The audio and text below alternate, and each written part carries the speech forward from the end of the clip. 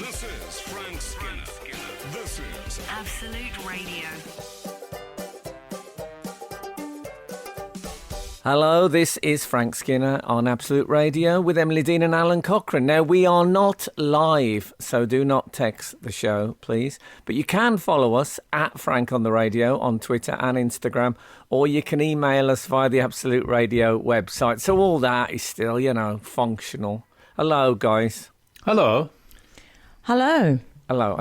Because obviously I can't see you, there is a little sparkle happens on the left ventricle of my heart when you reply. Because I think, they're there. They're there. Nice. So many things can go wrong. Well, it's lovely to hear you. Salve, Frank. Yes, I tell you what it makes me feel like doing the show like this. I am, for those of you who are who don't know I am literally sitting hunched over my linen basket with a laptop and a microphone. And I feel like, do you remember you used to see those in films? There was a bloke somewhere in Africa, like a sweaty white guy somewhere in Africa in khakis, and he was on a shortwave radio, trying to get through to someone in Zimbabwe or something like that for help. That's what it feels like. It feels like one of those radio hams or whatever you would call them. Except for the John Lewis laundry basket. Yeah, but you know what? I think it might actually be a John Lewis. Did you recognise that from the photo, or was that just your instinct? I think she just categorised you. I'm very good at things like this. Yeah. So, there was a cricketer called John Lewis who had a brief spell for England before he went back to county cricket. And he was a bowler, and they used to say John Lewis never knowingly under-bowled. Which good. I mean, it was so perfect. That was a great moment when the person said that. Just wasn't quite good enough. I'll tell you what, I watched. I've started trying to give these up now because they can drag you down a bit. But I've been watching the sort of nightly press conference that Dominic Raab or someone will preside. Right. Yes. And they usually get a lady on of some kind. They always have a lady in a skirt suit. Well, normally they do because with 2020, you got to show a bit of variety for people. And I'm sure that's not why they're there. Variety. But anyway, know what? Well, I bet that's part of their planning. I mean, but Frank, what I like exactly one of the downsides of this. But anyway, what was great is the other night I watched it, and it was Dominic Raab in the middle, Chris Whitty, the I think chief medical officer, and Sir Patrick Vallance on the other side. They've all become like characters now in my comedy universe.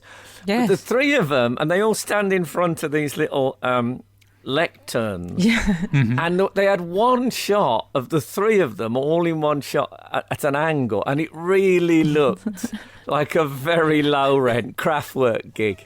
Oh, man, it made me so happy in the midst of a lot of horrible information. Yeah. I mean, they do drag you down a bit, the guys, but I mean, they get asked questions. The guys...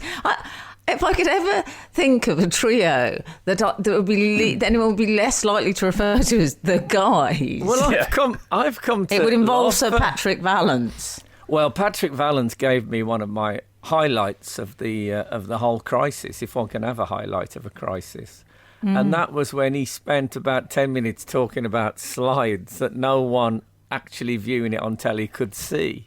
Oh. So he talked in detail about these invisible slides, and I did enjoy that. It's good to know that even the experts, and also if they're going to make mistakes, let's make them televisual. Sorry, darling. Do you find, Frank, with... hold on, I've called you darling. I'm sorry about that. It just came out. No, that's theatre. It's fine. I grew up in the theatre. Okay. Do you find with SPV, as I think we should call him, to give him a sort of superhero feel... I think he always says, and the next slide, please, and the next slide. And he gets a bit medical conference, bless him. He doesn't I'm sure quite... he's done a lot. I bet he's stood in the light of an OHP on many, many occasions, Patrick Valley. In fact, I think that's when he looks at his best. Mm-hmm. Is from the slight glare of an OHP and that kind of a sound. Yeah. Perhaps I'm projecting, but when I hear him saying, "And the next slide, please," I start thinking, oh, maybe he just can't work the stuff, but he's still managed to get promoted so high because he's good at the job. Oh, you're projecting. I didn't know you were involved, though. Frank Skinner on Absolute Radio. So, have we heard from that desolate wasteland we used to call the outside world?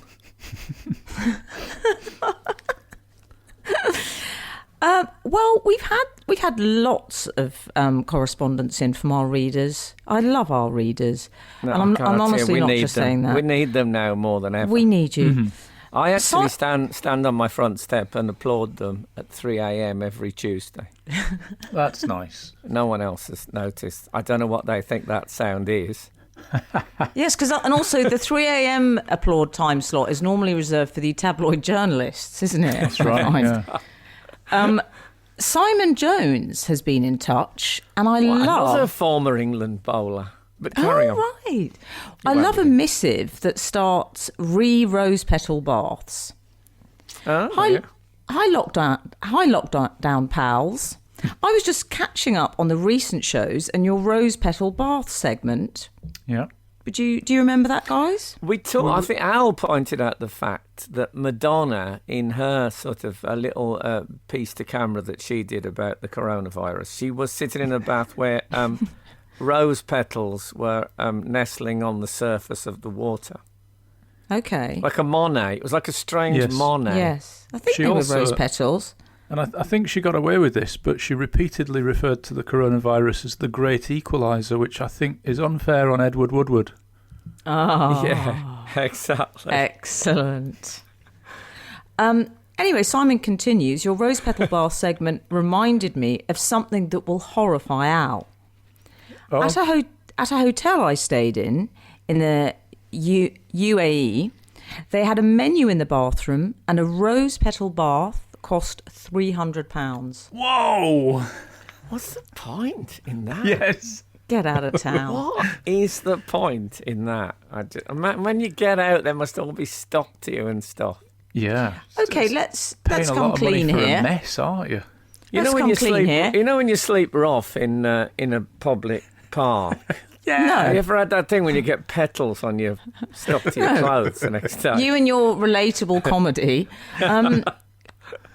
£300 for a rose petal bath. Let's just come clean here. How much would you spend on a rose petal bath? I'd spend £70 probably. I'd pay someone £1 to get the rose petals out. Yeah. Elvis Presley, when he was at his most Elvis Presley, sent the guys into town to buy every light bulb they could find in Memphis, and they brought them all back. And he had them placed them all in his swimming pool, so they were just bobbing up and down on the surface. They more or less covered the entire surface of the pool. And then he sat with an air rifle and shot every one. It took him like about a day and a half. Shot every one. Obviously, the more you shoot, the harder it gets to hit them because they are more sparse. And then he had to pay something like $10,000 for a company to come in and clean the pool and get all the broken glass out the bottom. Oh.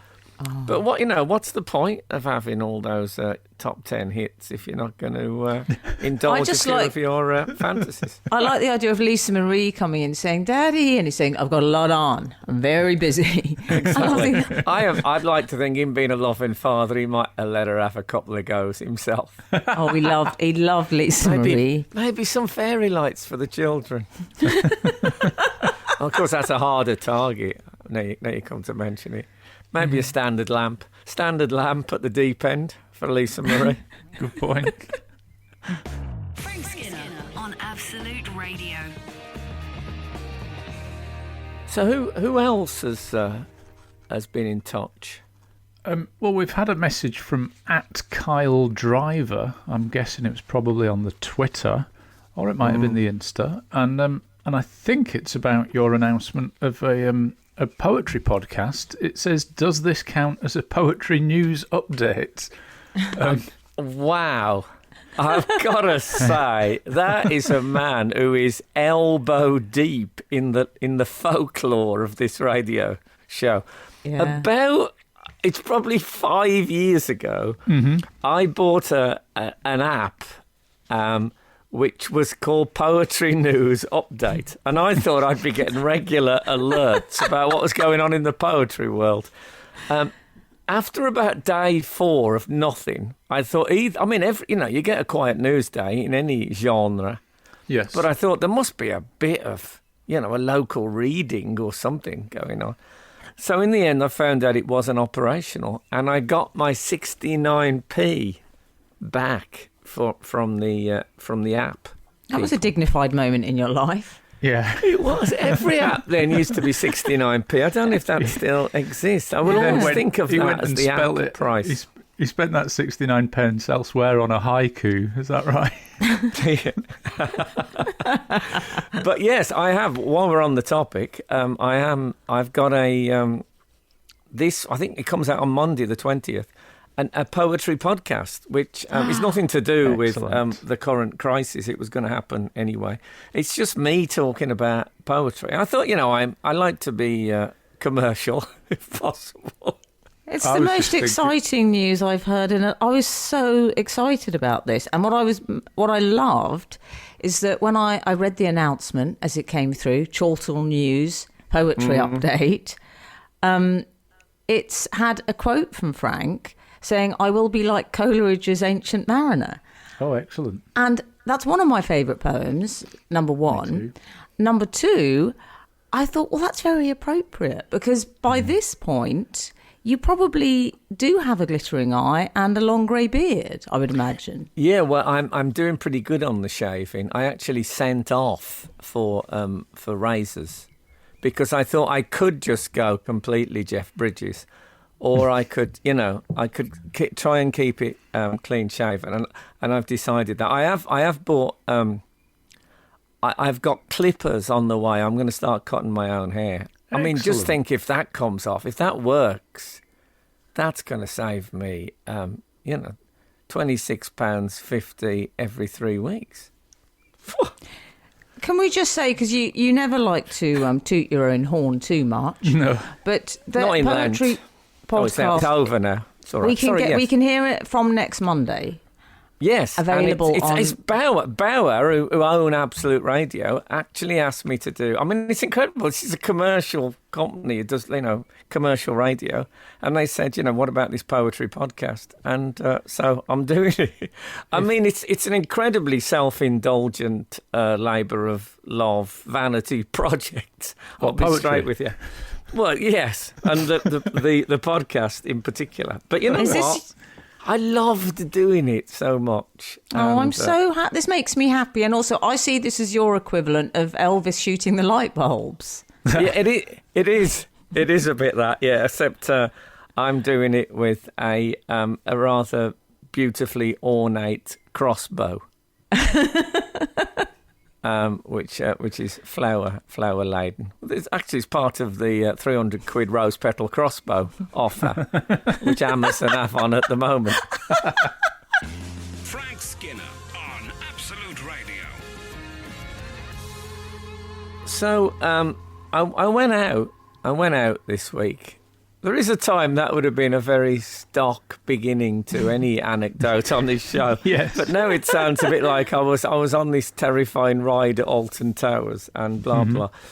No, I had to go out. It was, what do they call it? It was a necessary journey. Necessary or exercise or, yeah. Yeah. Was There's four criteria. Mandatory, I think. Not mandatory. Yeah, essential, we'll call it. Essential. Yeah. Anyway, I put my mask on.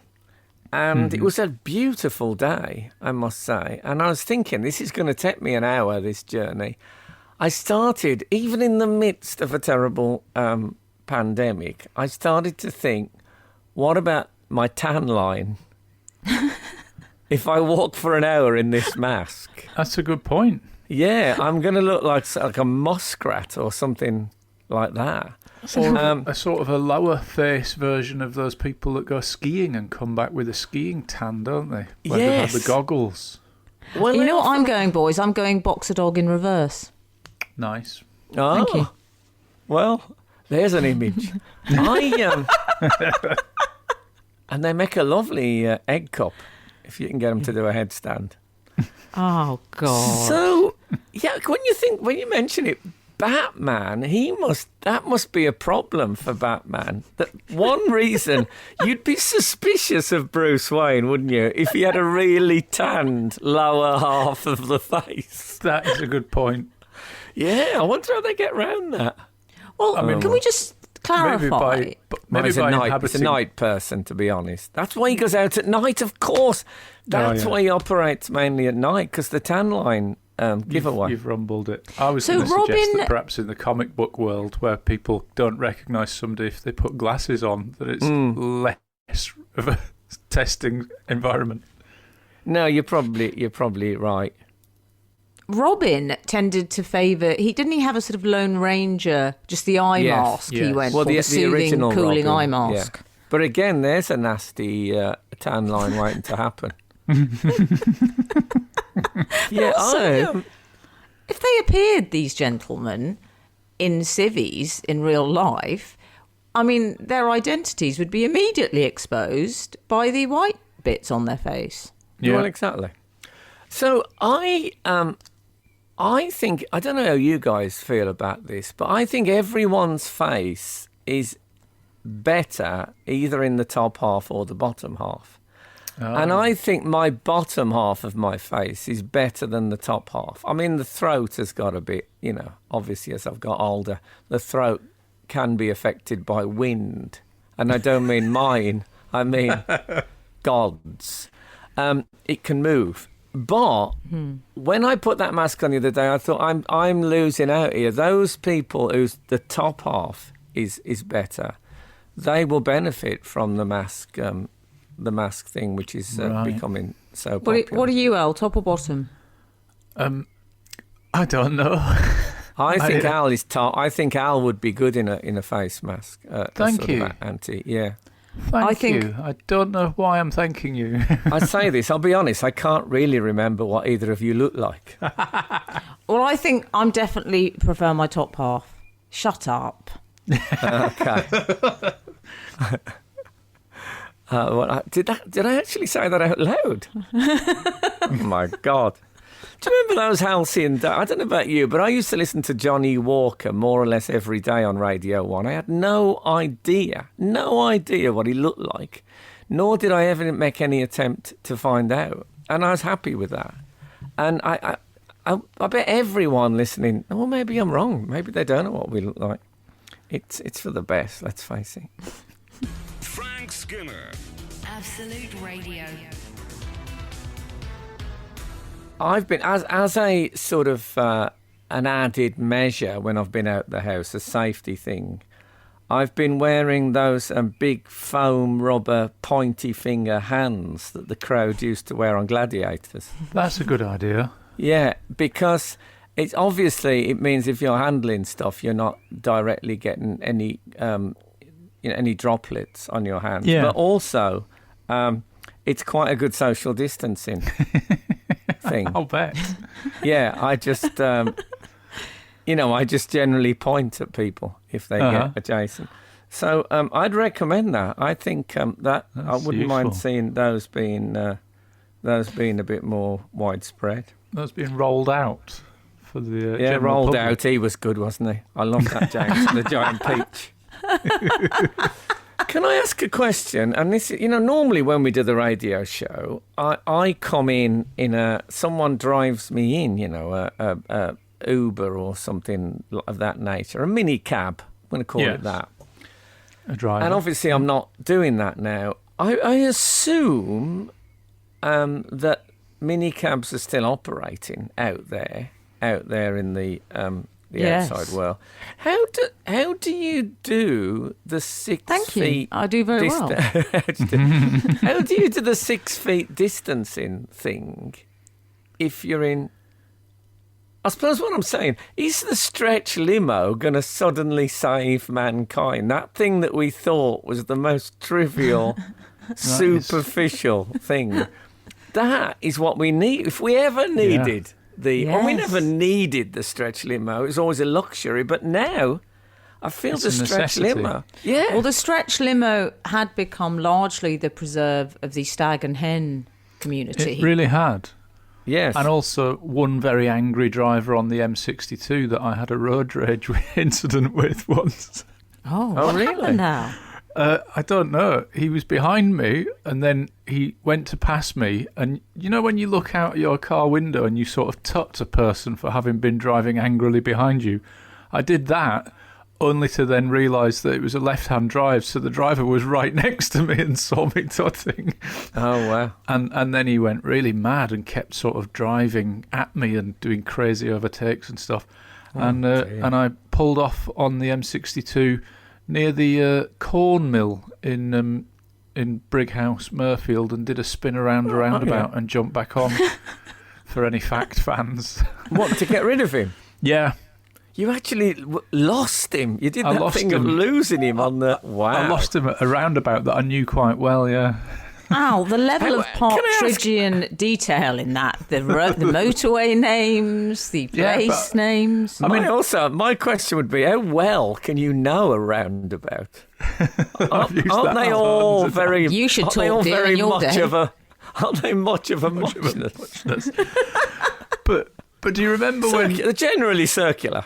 I think you observed that aggressive drivers, this is back when we used to go places and meet up and all that stuff. Well, I used to was drive. that it was a lot of Audis. Yeah, So that's Frank's worst. this memory seems quite like my biggest road rage incident was with a white stretch limo on the M62. That is, I mean, that's pretty impressive. My favourite thing that happens in cabs, is Frank Skinner. You used to always get into the front with your driver, and the only other person I'd ever seen do that was Crocodile Dundee. Do Yes. you still favour that approach, Frank? In that great documentary. No, basically. I allowed myself to become very friendly with a few drivers, and that was an error. I think, I think there's a reason. It's the error for reason them if they wanted to eat their own lunch. Yeah, well, that's yet another story. Great callback. But I think those headrests aren't just headrests. They're to separate the sheep from the goats. Wow. This is Frank Skinner. This is Absolute Radio. Hello, this is Frank Skinner on Absolute Radio with Emily Dean and Alan Cochrane. It was Amelie. It came out as Amelie, didn't it? It was fine. Well, no one noticed. We are not live, so do not text the show. We'd love to be live, but it's not technically possible, apparently. But you can follow us at Frank on the Radio on Twitter and Instagram, or email us via the Absolute Radio website. I'll tell you what I do miss. I miss the jingles. Yeah. Yes, I do. For some reason, technically, apparently, I can't have jingles, and I miss having. Maybe I'll just start singing the ones that we used to. I'd sort of forgotten about it, Buckle and up, then everyone. the other day, those magnificent men in their flying machines was on daytime television, and that was a jingle I used to use. That's the sort of trombone at the beginning that goes. Those magnificent men. So it did make me think of it, but maybe we'll have to do some live ones. Yeah. We also should perhaps illuminate what I was referring to just before we had that little break there. The sandwich reference. Yes, when I Yes, implied that Ali's a driver may be taking their lunch into their own hands if they get too friendly with you. Yes, I was going to an event. I was interviewing several key members of the Doctor Who team, including Peter Capaldi, who was Doctor Who at the time and was the Doctor, and Stephen Moffat, the showrunner at the time. And we got into terrible... I was in the back of a car and we got into terrible traffic. And I was really annoyed because the bloke had gone quite a stupid way. Even I knew that.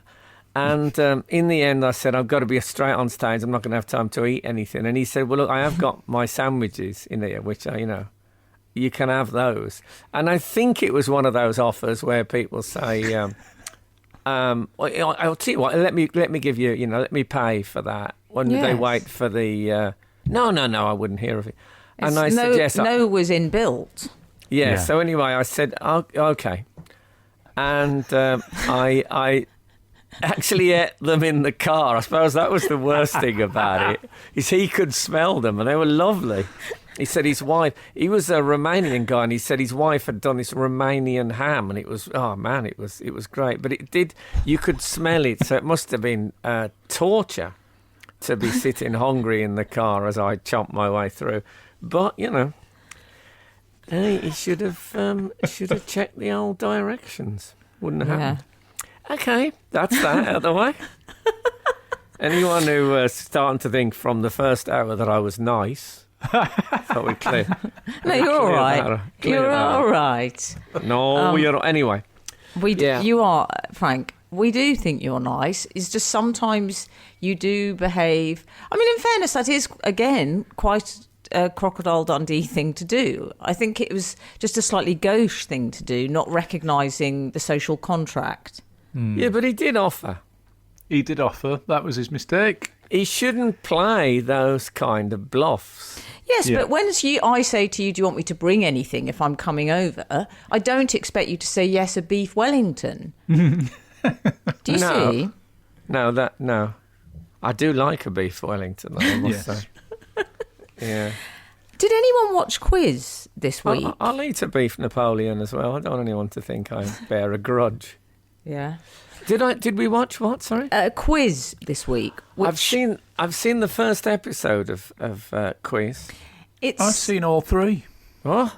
Don't like to show off, but Good you've done the triptych. Mm-hmm. It was it's the coughing major.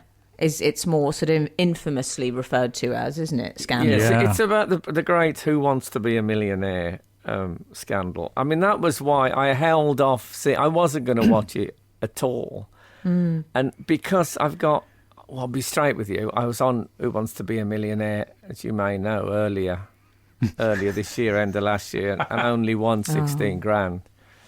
And also the charity that I was competing for have since been involved in a tremendous sexual scandal. So that didn't help. Have they? Yes. So it was... Morning, everyone. I've got bad feelings about Who Wants to Be a Millionaire just at the minute. What bad feelings about this show at the minute? Well, charity. As I said to people, the producer said, we've got high hopes with you. You're a bright bloke. And so I was really built up. And then at the end, when I only got 16 grand, they said, your car's going to be another 40 minutes or so because we didn't think you'd be finished this early. And that was, In fairness, it was just that the bloke was round the corner hiding any food that he had. Yeah. But I was quite shocked that there is a drama about Who Wants to Be. There's already been a massive movie about Who Wants to Be a Millionaire, hasn't there? Has there? Slumdog Millionaire was about that, wasn't it? It's about a guy doing Who Wants to Be. I mean, it's a good programme, but I'm surprised it's considered worthy to have two different... There was a stage play and now a TV series and a movie about, a quiz show. I'm surprised. No offence to anyone involved. Frank Skinner on Absolute Radio. So, I do. I liked the first episode of Quiz, but I do think... Are ITV now going to start making a lot more dramas about ITV? Because they did Scylla and all that, which is essentially an ITV thing. Are we going to see Red or Black, the movie? The disaster movie. What about Michael Sheen would be quite a good ant.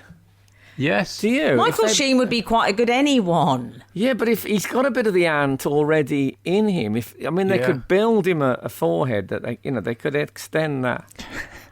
I mean, how far will ITV take it? Are they going to do Man Oh Man, the movie? Well, they've already got a Tarrant. He was in that, wasn't he, Tarrant? Imagine That's when right. Michael, yeah. And what, did you ever see Man Oh Man? I loved Man Oh Man. I think it's a tragedy that it's not on anymore. I mean, tragedy, that's probably stretching it. It's probably on BritBox.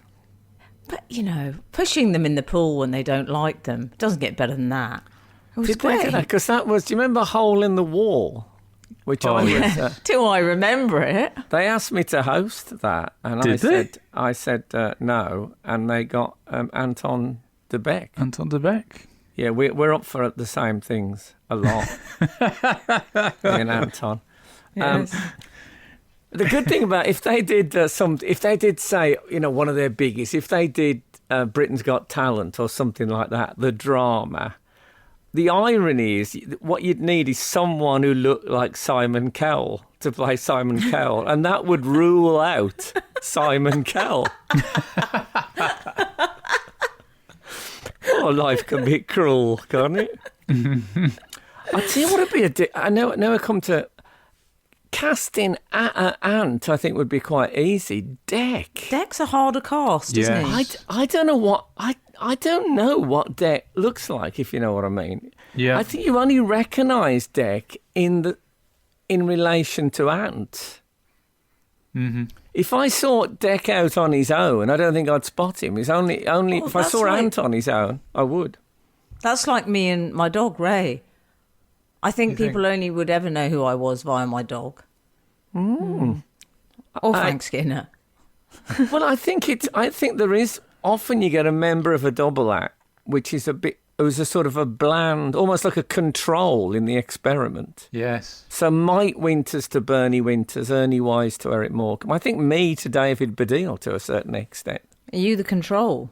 Yeah, I'm the sort of wash. You know that wash you put on at school? You used to put a light wash on the painting before you start putting in the actual figures and stuff. I was David Baddiel's backdrop. What do you think? I think you're probably one of the exceptions to that rule. I'm not having that. I think you. No, I mean bland in appearance. Yes, I know. Obviously, I was. Don't be so hard on yourself. My wit was dazzling. I'm not arguing about that.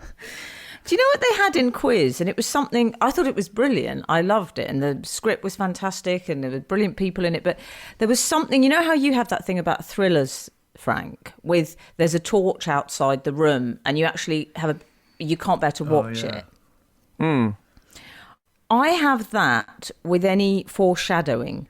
So any time there's a sort of Cassandra moment, a nod to the future, a sort of humorous nod to the future. So, like in the Beatles films where the Beatles, what kind of a name is that? And then you cut to Shea Stadium with, screaming girls. Yes. I can't bear things like that. Shut up, Leonardo. Next you'll be telling me that silver birds will fly in the sky containing people. Yeah, I do hate that. Frank Skinner on Absolute Radio.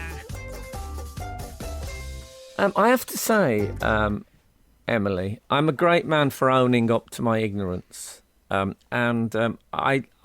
Your Cassandra reference is something I've heard said before. Before you said it was very Cassandra-like foreshadowing. I don't actually know what that is a reference to. Respect. Is it classical? Respect. Cassandra was a figure from Greek mythology, and she was.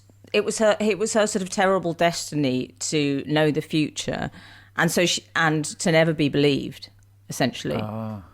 So she was the sort of don't that this terrible thing's going to happen, and no one believed her. So there's a thing called a Cassandra. In Wuhan. Yes, it's a Cassandra complex you can have as well. Okay. Thanks. Anyway, wait. Quiz. Anyway, back at Quiz. So those moments we were discussing, those sort of foreshadowing, that's my phobia when I'm watching a TV thing. Is anything like that? Frank, you just mentioned that reference to Leonardo. I think there's one in Titanic where someone says, "Who's this artist? Picasso?" He'll never catch on, this guy. Yeah. Ice, anyone? Do you need ice? There'll be stuff like that going on. And we've spent a lot of money on that anchor It better not be a waste. Quiz definitely wasn't that kind of show. It was very knowing and it was funny. It was all these things. But inevitably built into that story, there are those moments because it's part of the narrative. Yeah. So I just found myself I at can one think of point- one. One has sprung to mind when you mentioned it there. Well, I don't know if it was the same one. I I like bet to it think was. we're in the same pod often, you and I, but there was a moment when they were in the studios and there was a workman fixing a light. And he whistled, "Who Wants to Be a Millionaire?" Yes, was that the moment you were Yes. thinking of? No, I wasn't. I Oh. was thinking of when they first met Tequin Whittock, or whatever it's called. And Sorry. he said, yes, That's right. if you can get me on the show. And he coughed, and I thought, oh, come on. We know he's the coughing guy. He doesn't need to cough straight know. away. But I know, no, I did. I had that one as well, and it's so difficult because when I got the Who Wants to Be a Millionaire, and I saw him sort of smile, and I thought, oh, okay. But it's my problem. I appreciate that. I just get very triggered by those moments. So Well, no, maybe it's part of Who Wants to Be a Millionaire lore that is how they came up with the title. Maybe it did actually. I believe it, but yeah. happen. Well, I think it was called something quite bad prior to that, wasn't Cash it? Mountain. Cash Mountain. Mountain. Cash Mountain, yeah. Yeah, Cash Which- Mountain. And yet they couldn't come up with a title for Who Wants to Be a Millionaire. It reminded me of, there used to be a comedy double act who always wore pyjamas called the Pyjama Men. Very funny. I remember. And- yeah, they were funny. It came on our Obviously not. show. They're really good. But when I first met them, they performed in pyjamas, but their name was Sabotage. And they thought, we should really change this because everyone keeps calling us the Pyjama Men, I think. There was must have been a lot of people afterwards saying, I wonder why the pyjama sabotage. Yeah, it's Yeah. really odd. How great It's a good is it, name though, change. guys, to have Tequin Whittock re-enter society again? Because, I mean, he was a great sort of minor celebrity for a while. He went on the after-dinner speaking circuit Did he? for a while. Amazing. Can you imagine saying, well, look, the Surprised I bad haven't news worked is... with him. Al, the bad news is Chris Rock's unavailable. But the good news is... And he mean, would have got Tequin. up, wouldn't he? And he would have coughed Oh, almost immediately. And that would have got a round of applause. And he wouldn't have been able to resist that. Round of applause. That was his act. Yeah. He just came on and coughed and then you say, Tequin Whittock, ladies and gentlemen. Frank Skinner, Frank Skinner. Absolute Radio. So, I got to say, I've only seen the first episode. But when... We don't want to spoil it for you. No, well, I tell you what I did think, though, is that when Tequin Whittock coughed on our first encounter with him, which was sort of through Hedgerow, I think, if I remember rightly, it did make me think, oh, they're going to try and suggest that it wasn't a scam after all. Yeah. Because once you've set him off as a cougher, Yes. Yeah. then I know they were trying to fill their coffers. If you, once you set him up as a cougher, then you are giving them the benefit of the doubt to some extent that Yes. he maybe just coughed all the time. And Well. indeed, it was very sympathetic to them, wasn't it, Al? Very, very. To the irk, may I say, of Mr. Chris Tarrant in the media this week, who said, he said it was very good, but he also said they did the big. I'm not spoiling anything, but they do the big speech of the defence lawyer in court, but not of the prosecution lawyer, so you don't get the sort of counterpoint. So it's very easy to come away thinking, oh, I think they might have been a bit hard done to there. Not from Chris doesn't it- Tarrant. He said that the guy was, and I quote, a rotter, a cad and a bandit. Okay. Bandit. That's what he called That's him, an a insult bandit. you don't hear often, is it? You absolute bandit. I mean, I don't think you hear rotter and cad very often either, but Wasn't there a chocolate biscuit called a bandit, or have I made there that up? It was. was, Frank. Yeah, maybe you meant that. Lovely memory. But none I of like- those seem that illegal compared to cheater of £1 million, do they? Chris Tarrant, I would say, is one of the most... I've met him several times. He's one of the most no-nonsense people Is I he? have ever met. Is He he? will not be listening to my poetry podcast, I would predict that. He's so really? no-nonsense. He just. I remember he was doing the breakfast show at Capital Radio in London, and he parked his car and he was on his way to his car and he got mugged. And I said, I heard that you got mugged, and he said, some little man came up to me, some young little man, and said, give us your watch or whatever. He said, I just laughed in his face. And he said, come on, mate, and he said, I thought, go away. He said, and he just went away. And I thought, that is the supreme confidence of Chris Tarrant could get him through anything. It's really... Yes, he is. And I was going to say, he is very much a cigar smoker, and indeed he is a cigar smoker. Right. That does not surprise me. Yes. One thing that I had forgotten was that he was quite an infuriating questioner, and I think they brought that back well. I think it's easy to forget that he was quite an infuriating questioner, a role which is now being taken up by the journalist Robert Peston, I think. Ah. Well, Robert Peston has a bit of the Jeff Goldblum about him, in that his stresses and intonations are not what you would call regular or commonly used. Give me an example. We can't actually give you an example because his questions last way longer than any length that we're allowed to do. But briefly, so it's saying, when we are learning about the supply of material for the front line workers, it's all like that. You think, what? You've got the wrong sheet. You've got the lyrics, but you're on the wrong melody, mate.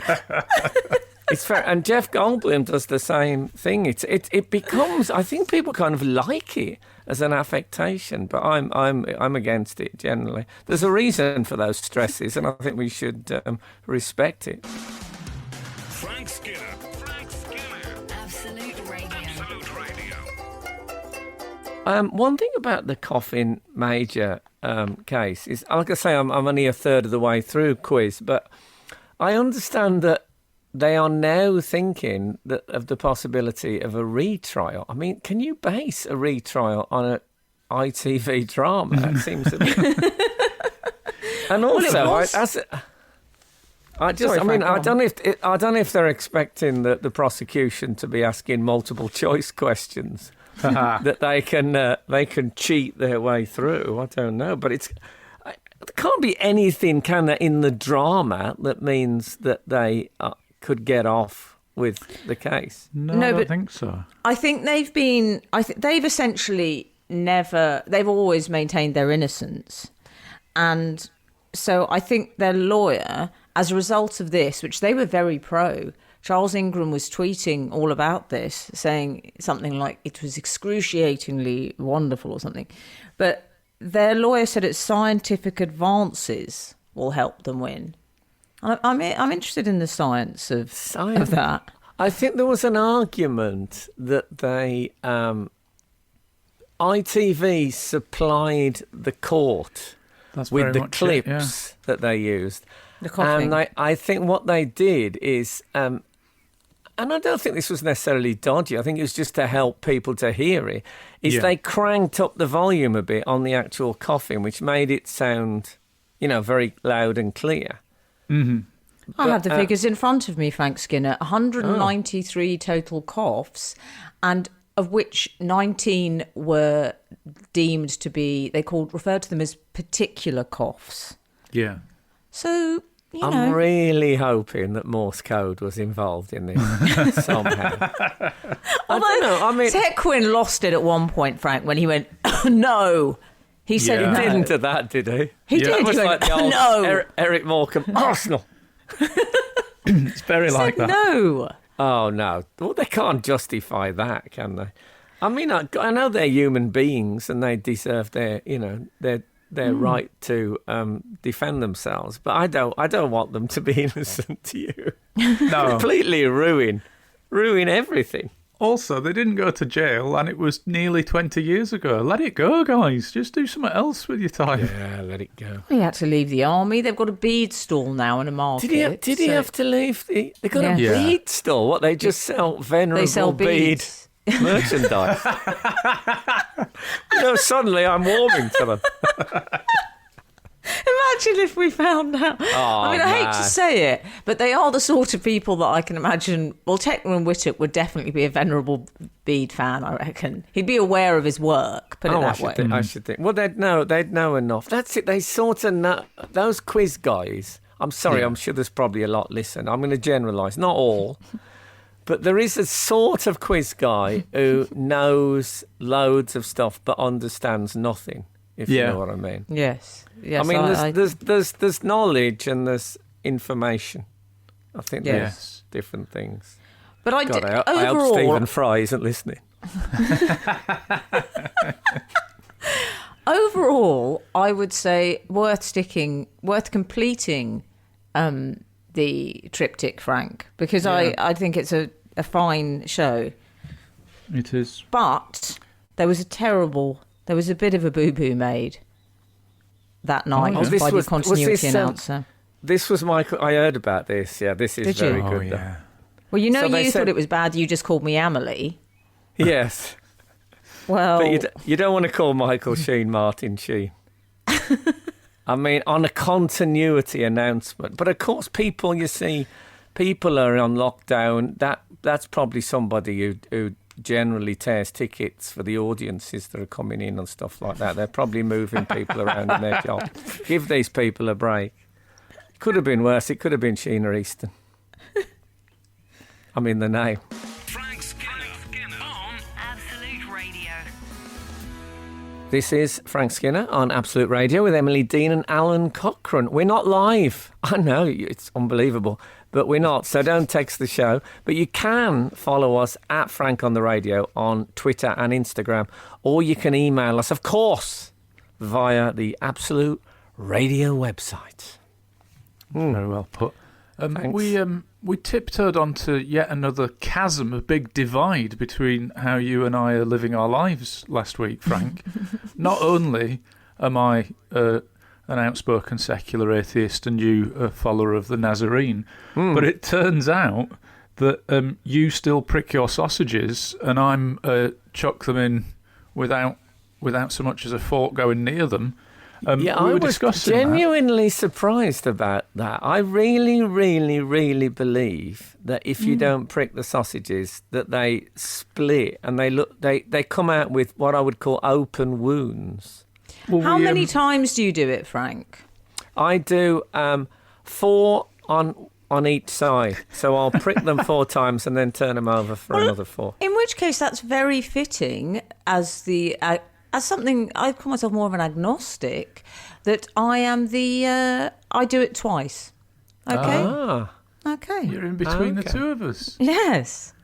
What a rich tapestry of a show we've got here. Yeah, who would have thought that pre-oven sausage treatment would echo our religious beliefs?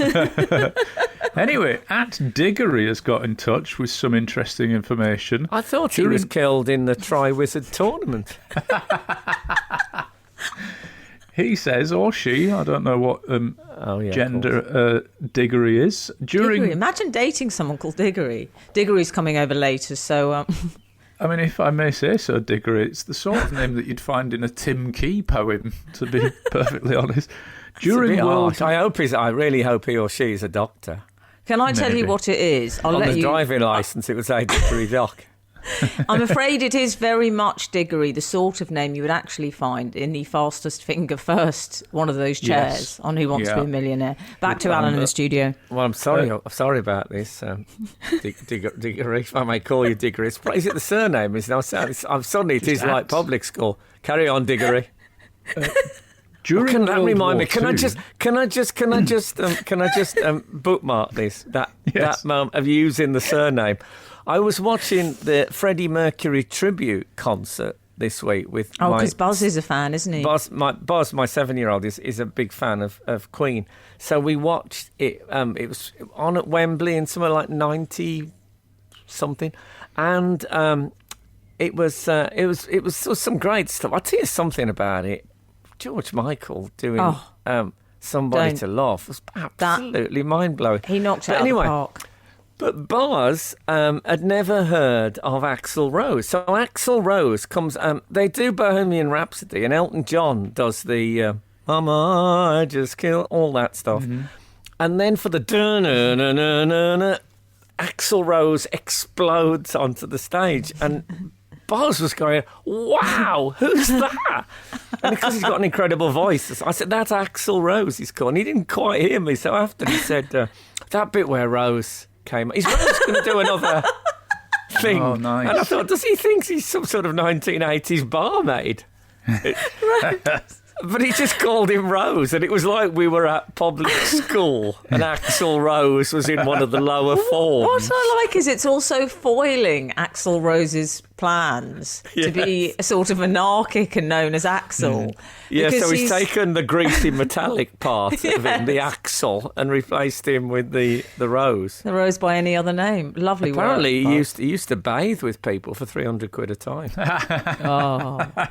Frank Skinner on Absolute Radio. I've got really excited now about that. Can I just say, I have never been much of a Queen fan, and certainly never much of a George Michael fan. How dare you? But I'm going to say it again, watching that George Michael do Somebody to Love, it was absolute. I didn't know. You know, it's not easy to cover a Freddie Mercury, but wow, the notes he was hitting and everything was just brilliant. Late review, here we are. But it's on Sky, it's on catch-up on Sky Art, so check it out. Man. I watched that George Michael clip on a very regular basis because I love it so much. And I was a fan, and I still am a fan, as you know. But that means a great deal to me. This is a thing we share now, you see. You can understand my love of George. Thank you. Well, I'd say it blew me away. I'm just thinking these links are going to go great on Absolute 80s. Oh, man, they'll love us. At last, we've said something that people who listen to Absolute 80s could actually care less about. That's great. I think the Who Wants to Be a Millionaire quiz will do well on the Absolute Noughties, won't it? But the gig... You know, one of the weird things, going back to... I know we're still mid-diggery, if I remember rightly. As the archaeologists say. No diggery. But going back to the millionaire thing, one of the weird things about watching Quiz for me was that David Lidderman and Claudia Rosencrantz, who were two of the characters in it, I knew them really well. I worked with them on a weekly basis, and it is a bit. You've worked with them all, haven't you? Have I reached an age now where people I've worked with are in drama? They're being portrayed in dramas. The people you've worked with are historical figures of note. Be honest, Frank, and you're amongst friends here. Was it part of you slightly annoyed that the staff were having their lives portrayed in the drama? Well. Yes. But I have to say that those two were amongst the nicer TV executives. Yes, they're nice stuff. I'll tell you what I like about David Lidderman. He was he'd come from Coronation Street. And I find a lot of the people who came from the Coronation Street stable were really nice people. It must have been a great place to work up there. I don't know, what about Diggory? Oh, Diggory? Diggory, come on. Let's get back to Diggory. Back at what I like to call Sausage Gate. Diggory tells us... Can I stop you again, actually? Can I just stop you one more time? Of course you can. On the late I'm calling review, this the Diggory effect. You know, I'm going to call this from now on. Frank. This could be the longest ever text we've ever... The Diggory effect. No, I just thought about something else. I'm currently reading to Boz. I'm reading him Harry Potter and the Order of the Phoenix. Okay. And it suddenly struck me, Harry Potter is really, really brilliant. Yeah. I know that's a late review. Wow, that is a late review. Halfway through it, and I thought, you know what, JK, if you're ever worried and, if you're ever racked with doubt, trust me, it's really good stuff. Yeah. Just mentioning. I'll be honest with you, I edit out quite a few adjectives, but that's picky. Carry on. Diggory. Meanwhile, Diggory's had 5 birthdays since he was last mentioned. And they tell us, during World War II, when meat was more scarce, sausage makers used to bulk out the sausages. This made them more likely to burst, thus the name bangers, and it's a hangover from that, the need to prick them, as it were. Wow. Good info. Well, good info to know that people in the butchery business, at a time of national crisis, were basically stabbing people in the back by putting rubbish in the sausages. Thanks a lot for that, guys. Whereas now they're all so pure, the sausages, I'm sure. Yeah, exactly. Frank Skinner on Absolute Radio. One of the great things about doing this show, though we're not doing it live, we're still hearing from our loyal readers, which is great, because that, I know I've started saying this every week, but that is such an important part of the show. So, who else have we heard from? Yes, and you won't all get the Diggory treatment in terms of deep forensic analysis of your name. We're big fans, by the way, Diggory. This is from Clive Bryant, who is one of our regulars, very long-standing, loyal reader. He has a whatever happened to. Do you want to improvise a jingle, boys? Okay. Whatever happened to? People lying on a bed of nails. Oh, the old fakir. Clive continues, you used to see this a lot on TV. I seem to remember it was even discussed on Blue Peter how practitioners of this craft, ? Are able to filter out the pain messages. It popped into my head while lying on the floor this week trying to self-message a back problem. He said self-message, but I know, but I was going to sick that because, you know, I don't know, he might be a droid. Maybe using a tennis ball. He just sent a text to that particular muscle. Yes.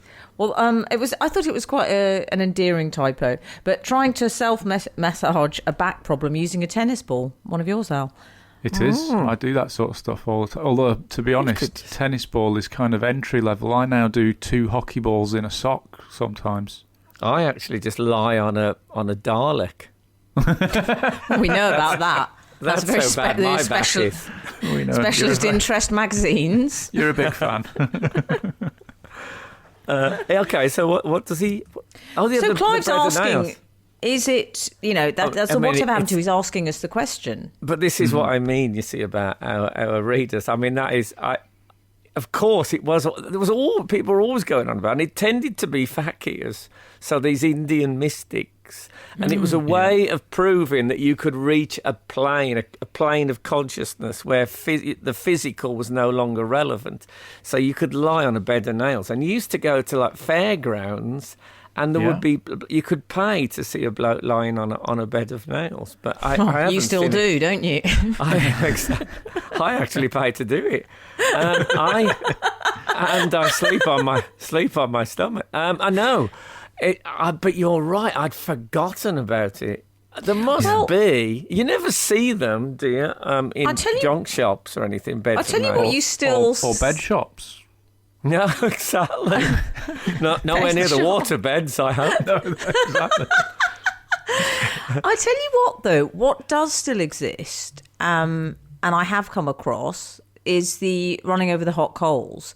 So why the survival? Because that's very much part of the self-help sort of, you know, modern day California guru. It's become a new agey thing, hasn't it? Why the survival of the hot coals and the nails have fallen out of fashion? I think because so many people in the new age world are making a nice living doing acupuncture. They're anxious that people will start doing their own at home on a bed of nails. Yes. So, Of course, it's great as well if you have any letters come in the night or bills. You can just put them on. That's something you never see anymore, is it? The big spike in the office with bills in it. I miss the spike. Oh, it's strange. Any other pointy things that you don't see anymore? Let us know. Yes, you, madam. Keep it daytime. Frank Skinner on Absolute Radio. There's been another little bit of late review news in the papers this week. I don't know if you saw. Paul McCartney has brought up the fact. Sir Paul McCartney, my apologies if he's listening. He's brought up the fact that, in his opinion, the Beatles were better than the Rolling Stones. in a hold the front page moment. And he thinks that quite often the Beatles did stuff, and then shortly after that, the Stones would kind of copy them. Yeah, I have to say, one of the examples he gave, which I wasn't very impressed by, was he said, well, we went to America and then they went to America. I thought, right. You can't really prove much there, can you? We're going to get one of the Pilgrim Fathers in the paper next week saying the Beatles copied us. Yeah. I think going to America for English bands was a thing that was happening before the Beatles did. Yeah. Well, he said he was being interviewed on Howard Stern, 1996. But he did say, I loved it, Al, when he accused him of copying them, and when he was saying whatever we did, the Stones did shortly thereafter. But I did think, I know what you mean, Frank, because I do think musically, I would say that I hadn't noticed the Sgt. Pepper Satanic Majesties requests similarity. Well, I mean, yes. I mean, at the time, obviously, I actually remember these albums. It did seem fairly blatant, but I remember it was said at the time by, I think, Keith Richard in an interview, or not at the time, maybe later. And he was very on it at the time. He was sharp as anything. That they had Satanic Majesties, the album, all signed, sealed, and delivered before Sgt. Pepper's came out. I don't know if that's true or not. Besides, I think Satanic Majesty is a great album in its own right. I got to tell you about this. I've got a box with a few old school books and stuff like that in it. And it's got a hat. You know those paper hats you make when you just fold a piece of paper and it comes out? It's a bit like a sort of an admiral hat when you finish I know. doing it. I've got one of those, and I've got written on it in crayon a few things, but the biggest thing is, I love the Stones, the Beatles are rubbish. Oh. It's got written on it, which is, I don't think that's true, but I was sort of shocked at how much more I liked. Because I remember liking the Rolling Stones. When I was at school, I was in a band where we just did Rolling Stones songs, and I just basically did an impression of Mick Jagger. Did our Keith have a similar hat which said, I love Bloodwind Pig? The Beatles are rubbish. And the pretty... I think he might have led me into thinking the Beatles were a bit mainstream. Yes. And stuff like that. Yes. But the rivalry was I remember John Lennon going on about in an interview the fact that he was a proper sort of, gang street lad from Liverpool. And they were all working class lads from Liverpool, and they were seen as the squidgy soft ones, whereas the Stones, who were all from places like Cheltenham and went to the London School of Economics, yes, they were the Coldplay, was seen as the sort of dangerous ones. Yes, yeah. I noticed. I mean, I love a bit of Sir Paul, but I do notice when he was listing all their achievements, he didn't say. I mean, I released a song with the Frog Chorus, and but looking back, a lot of people would be very happy just to write that song. Yeah, you're not wrong. Yes. So, he's top man. Frank Skinner on Absolute Radio.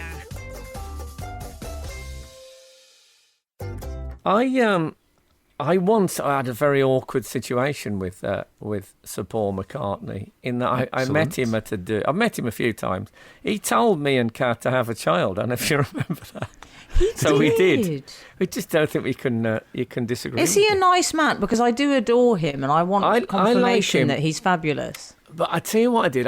There was an anecdote that I was telling a lot at the time about. I won't tell because it's a long anecdote. It's a good story, but it's long. And I started telling him, and I realised about a third of the way through it that you can't you don't have the time to monologue to a man of that stature.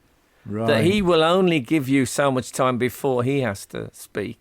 And I found myself trapped in this anecdote, and him looking at me and looking around the room. And in the end, I just said, "I'll forget it," and I just literally abandoned Why it. did And you we had do that? It wasn't his fault. It was. I should never have had the audacity to think that Sir Paul McCartney would listen to anyone else for that long. Did you actually say, "Oh, forget it"? I did say, yeah. Without What did you sounding, make of that? did you sound grumpy, do you think? No, I think I just acknowledged the fact that I'd made a faux pas. He was fine with it. That's good. Well, I like this story because it made me think. I like the fact that what he's not doing is what you're supposed to do. And I always like people that don't do what you're supposed to do, which is the false modesty and the sort of disingenuous dismissal of his greatness. I like that he said we were better. Yeah. And I thought... yeah. Go on. I think they were both fairly brilliant, to be honest. I mean, when I was a kid, the Beatles were so popular. When I was at school, at infant and junior school, that even people who didn't like the Beatles liked the Beatles. Yeah. So even though I'd written on the hat, the Beatles are rubbish, I still collected Beatles cards and got the records and stuff like that. You couldn't not like them. There was a level of popularity which no one has now, I don't think. I do find those people perplexing that say that they think the Beatles are overrated. I find that odd when people do that. Yeah, but that's like people that say, I don't have a telly. I mean, I just cancel those people, never to be spoken to again. What are they up to, those people, at night? I know a few of those people. I mean, unless we've had an enormous row and we're having to clear up the mess and talk it through, I'd say it's at the centre of my relationship with Kath is us watching something on the telly at night together. You know, there's just the right level of conversation, not too much conversation required, but you feel you're sharing something. I think one of the highlights of my week is each week mocking people that are on the Antiques Roadshow with my wife. That's one of my favourite things to do. Well, if you ever look on Twitter, you are not on your own. I hope the people on Antiques Roadshow do not look on Twitter, or it'll absolutely break I their live hearts. according to the principles of the husband on Sylvania Waters, the reality docu-drama from several years ago, who walked into the room and said, is there any good reason why the television isn't on? Fair enough. So look, obviously it's not as good as radio. Now, thank you so much for listening this morning. And I'm going to do a shameless plug. I'm not going to do a shameless pog because I can't face the court case. But listen to my poetry podcast, and it's half an hour, and if you don't like it, you need to listen to it again. That's the deal. Thank you, guys. Thank you so much for listening to us this morning. And if the good Lord spares us and the creeks don't rise, we'll be back again this time next week. Now stop in.